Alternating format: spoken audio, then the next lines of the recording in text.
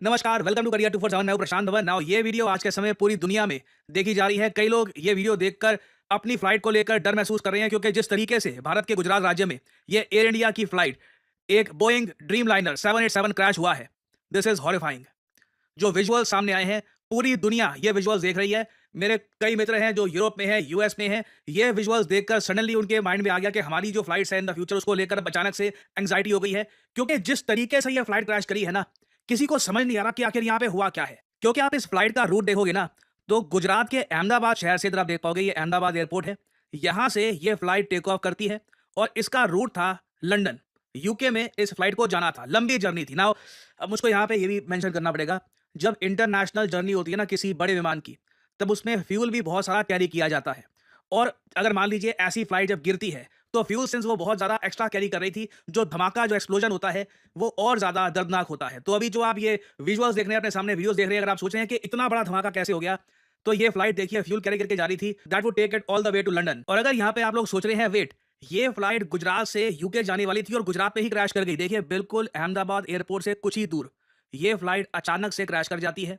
जो पायलट थे यहाँ पर, इनको 8000 घंटे से भी ज़्यादा का एक्सपीरियंस था। नो वन अंडरस्टैंड्स कि अचानक से क्या हुआ कि कुछ ही दूर जाकर ये एयरप्लेन बस क्रैश कर जाता है, एक बड़ा धमाका होता है। और अनफॉर्चुनेट बात देखिए, इस प्लेन में टोटल 242 पैसेंजर्स थे, जो विभिन्न देशों को बिलोंग करते हैं। आप अगर एयर इंडिया का ट्विटर पेज देखोगे ना, आज के समय सब कुछ ब्लैक कर दिया गया है, प्रोफाइल, फोटो, बैनर, सब कुछ, क्योंकि ये एक बड़ा हादसा है। अगर बात करूं इंटेंसिटी की, तो 15 सालों में सबसे बड़ा एयर एक्सीडेंट है ये। भारत के इतिहास में हो सकता है कि ये 25 साल का सबसे बड़ा एक्सीडेंट भी हो जाए, अगर यहाँ पे जो कैजुअलिटीज हैं ये 150 या फिर 160 को भी पार कर जाती है। आखिरी बार देश ने इस लेवल का एक एयरप्लेन का डिजास्टर देखा था साल 2010 में, जब अनफॉर्चुनेटली 158 लोगों की मौत हुई थी। अभी तक कंफर्म नहीं है कि एयर इंडिया फ्लाइट 171 जो क्रैश करी है यहाँ पे गुजरात में, यहाँ पर कितने लोगों की मौत हुई है। बट एयर इंडिया ने हर जगह अपने सोशल मीडिया हैंडल्स को ब्लैक कर दिया है, और नीचे इन लोगों ने पैसेंजर्स की नेशनलिटी कंफर्म करी है। 168 थे यहाँ पर इंडियन, 53 थे यहाँ पर ब्रिटिश नेशनल्स, एक कनेडियन नेशनल था, 7 पोर्टुगीज थे यहाँ पर। तो इस इंसिडेंट को लेकर देखिए जो भी जांच पड़ताल होगी, मोस्ट प्रोबेबली इसमें UK, Portugal, even Canadian government हो सकता है कि यहाँ पर इन्वॉल्व हो जाए। और ऑनलाइन देखिए आज के समय बहुत सारी थ्योरीज चल रही है। कोई कह रहा है कि ये सैबोटाज किया गया था, कुछ हुआ है वगैरह। No one knows. जब तक प्लेन का ब्लैक बॉक्स नहीं मिलता, तब तक हमको प्रॉपर यहाँ पे जानकारी मिलेगी नहीं कि हुआ क्या था। और कई लोग वैसे ये भी सवाल पूछ रहे थे कि क्या गुजरात के former chief minister Vijay Rupani भी यहाँ पर थे, तो इसका आंसर है हाँ, गुजरात के एक्स चीफ मिनिस्टर भी यहाँ पर थे। और कुछ रिपोर्ट्स क्लेम कर रही है कि कैजुअलिटीज में इनका भी नाम है। अगेन, कितने लोग यहाँ पर मारे गए हैं, इसका एक्चुअल नंबर अभी आया नहीं है, क्योंकि कई लोग बुरी तरीके से इंजर्ड भी हैं यहाँ पर। और मुझको ये भी बोलना पड़ेगा, आप जो ये इमेजेस देख रहे हैं ना, कि ये प्लेन क्रैश कहाँ पे किया था, ये जो बिल्डिंग है, ये एक डॉक्टर्स हॉस्टल की है। कई लोग कह रहे हैं कि जी ये हॉस्पिटल था, नहीं, डॉक्टर्स के लिए एक हॉस्टल बना रखा था। वहां पे जाकर उसकी छत पर यह प्लेन क्रैश हुआ है। 15 डॉक्टर जो यहां पर रहते थे, वो भी बुरी तरीके से इंजर हुए हैं। Again, this is a tragedy. This is perhaps India की हिस्ट्री में जो one of the biggest tragedies हुई हैं, उनमें इसको मेंशन किया जाएगा। और दुनिया भी इस ट्रेजेडी को इसलिए देख रही है क्योंकि ये पहली बार है जब बोइंग का 787 ड्रीम लाइनर, जो इनका सबसे बेहतरीन प्लेन माना जाता है, पहली बार इसका क्रैश हुआ है। और ये आपके सामने इमेजेस हैं हॉस्टल के अंदर की, जो यहाँ पे डॉक्टर्स खाना खा रहे थे, कुछ रेस्ट कर रहे थे। अचानक से एक बोइंग 787 आता है, बहुत सारे फ्यूल के साथ बड़ा ब्लास्ट होता है, लोग बुरी तरीके से इंजर हो जाते हैं। जितना पढ़ता हूं इस हादसे के बारे में, दिल उतना ज्यादा उदास हो जाता है। और अगर इस हादसे को हम बाकी ग्लोबल डिजास्टर से कंपेयर करें, तो आप एक पैटर्न नोट करोगे। रिसेंटली देखिए दुनिया भर में बोइंग के बहुत सारे जो ये प्लेन्स हैं, ये एक एक करके क्रैश किए हैं, और लोगों ने काफी बार बोइंग के एयरप्लेन्स की क्वालिटी पर भी सवाल उठाए हैं। अब इस पर्टिकुलर केस में क्या हुआ है, क्या कुछ सैबोटाज किया गया है, कुछ षड्यंत्र हुआ है, यहाँ पे कुछ इंजन का फॉल्ट था, ये अगेन मैं आपको बोलूंगा, अभी स्पेकुलेशन मत करिएगा इसको लेकर। ब्लैक बॉक्स की डिटेल्स इस वक्त निकाली जा रही होंगी, बहुत ही जल्द हमको पता लग जाएगा कि यहाँ पर हुआ क्या था। बट इधर वे, ये एक और बोइंग एयरप्लेन का क्रैश है जो कुछ ही महीने के इंटरवल में हुआ है। इससे पहले आपको याद होगा, दिसंबर 2024 में, लिटरली 29 दिसंबर 2024 में, एक साउथ कोरियन फ्लाइट थी जेजू एयर की 2216, ये बुरी तरीके से क्रैश कर गई। 94 लोगों को अपनी जान गंवानी पड़ी। बोइंग ने ऑफिशियली कंडोलेंसेज अपनी दी कि देखिए ये जो हुआ है बहुत बुरा हुआ है। नाउ इस फ्लाइट के गिरने का जो एक्चुअल रीजन है, ये आज तक सामने आया नहीं। कुछ लोग कहते हैं कि जी देखिए जो बर्ड्स हैं, जो डक्स हैं, वो इंजन में फंस गई थी, उसकी वजह से इंजन फिर बंद हो गया और ये क्रैश कर गया। ये बहुत ज्यादा रेयर होता है। और इवन जब ब्लैक बॉक्स को स्टडी किया गया, तो कोई प्रॉपर यहाँ पे जानकारी मिली नहीं कि ये प्लेन आखिर क्रैश हुआ क्यों है। और उसके अलावा भी आप अगर देखोगे, तो 2024 में कॉन्स्टेंटली बोइंग का प्लेन कहीं ना कहीं न्यूज में रहता है। जरूरी नहीं है कि हर बार जी क्रैश हो गया और 100-200 लोग मारे गए। कई बार ये प्लेन अचानक से माल फंक्शन कर देता है।